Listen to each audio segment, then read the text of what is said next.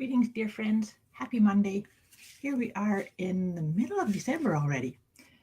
And just popping in here to do our weekly check-in with the Letting Go guidance system to see what can we focus on letting go of this week in order to more fully shine our light. But also too, I've been talking a bit about this, about the letting go of the last year, the previous year, and looking at what do you want to create more of, experience more of during 2019. So the energy of this month has been very important to really get clear, like go deep, be close to who you are at the core. And it's like following the cycles of the moon too. I'm wearing my new moon pendant today. And today, well, actually, it's the 15th. The 15th, we had the first quarter. So the first quarter moon is all about starting to come out of things. I've been having a number of conversations that it feels like this cycle of the phases of the moon have been quite deep and quite taking us very deep inside. So as we come to the first quarter of the moon, we start to come out. And so this is a brilliant time. We're still in the effects of that. We generally have the effects of those phases 2 days before and 2 days after. So it's today being the 17th. In actual fact, too, the 17th today, on a numerology point of view, is a 22 day. It's a master day. So this, to me, I'm sharing this with you because this is like a really auspicious day to focus on what can I let go of in order to get more clear on what my 2019 intentions are? So, having said all of that, I invite you, and if you're here live, just say hi. It'd be lovely to see if anybody's here with me at the moment.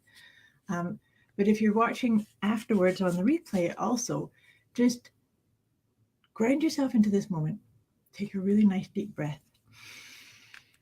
And just like I said, set your awareness on what do I need to let go of? What can I focus this week on letting go of in order to get clearer on my path, clearer on my intentions moving forward? What kind of things would I like to face up to emerge out of, to let go of? And now that we're just, like I said, staying in this present moment, nice, even, deep breaths. And it looks like it's going to be this one. So what we're going to work with is pain and sadness. So see how that lands for you. Is there areas where, as I'm thinking into this or feeling into this, I've heard a lot of people talk about 2018 has been a rough month or a rough year for them. That there's been a lot of things coming up to address, and maybe there's still some residual pain and sadness from some stuff that you've gone through, stuff that you've worked through. And so, do you need to be compassionate to yourself? Do you need to love yourself more? Do you need to do? And I've talked about this before. Left hand over your heart, and just show up to be the loving conduit of love for your own inner self. So because that's basically what your heart is wanting, is your unconditional love. So even just doing something simple like putting your hand over, hey Juliet, nice to see you here. So we're talking today about letting go of pain and sadness. So like I was just saying, that putting your hand over your heart and just being there with it. Because the other thing, I talk so much about letting go, but at the same time, letting go is very much about being willing to show up, to feel whatever it is. So if you're feeling pain and sadness, having the willingness to feel it, that allows it to let go too. And so doing it while focusing on staying in the present moment and hand over your heart, journaling.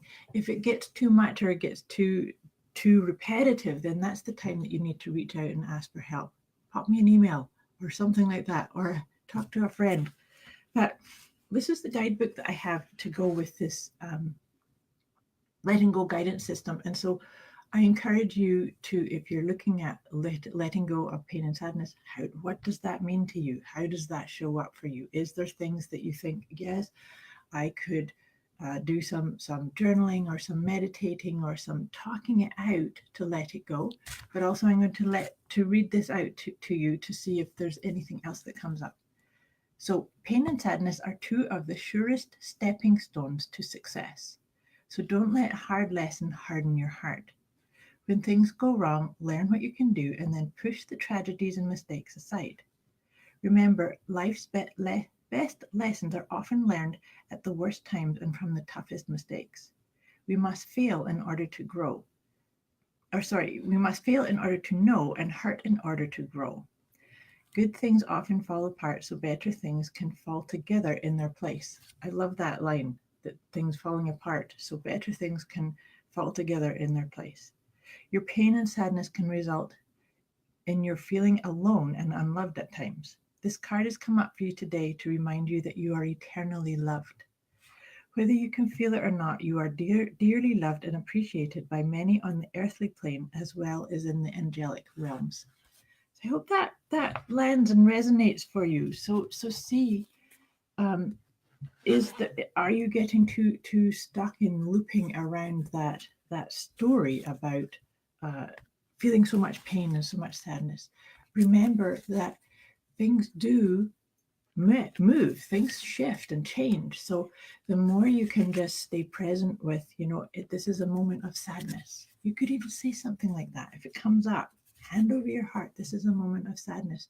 There are many moments of sadness or things like this in life. And then see, what can I do to be tender, to be kind, to be nurturing, to be loving to myself. And even when we get to do things like that will help start to shift that energy. So I look forward to seeing how that resonates with you. How does letting go of pain and sadness support you?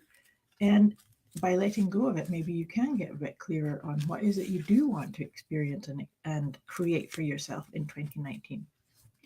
You can probably hear on the microphone here that I am shuffling the Doreen Virtue's angel cards, because alongside, so now we've kind of got clear on, we're going to work on letting go of pain and sadness this week. But I find that these angel cards give us some messages of guidance that are going to help us, give us some tools or some perspective to work on letting go of that pain and sadness. So I'm just going to pick the 3 cards that want to come out today for us.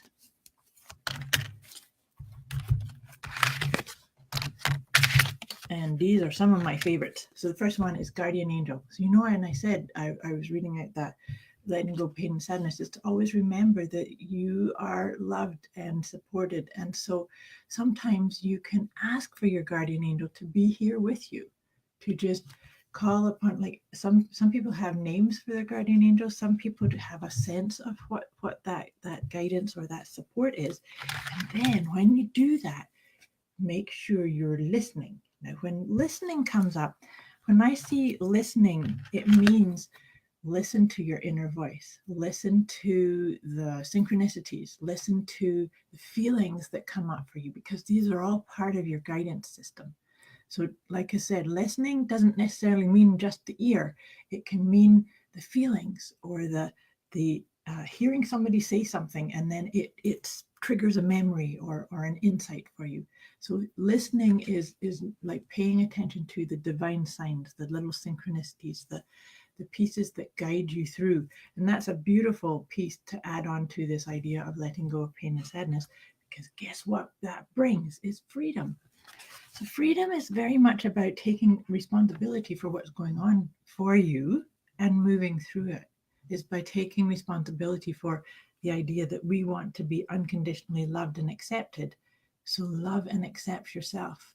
Accept that pain and sadness happens and move through it. Lean into the support and the love of your guardian angels, your spirit guides, whatever you're feeling of the support of the universe. It's there waiting for you to lean into it, to ask for it, to create that sense of freedom.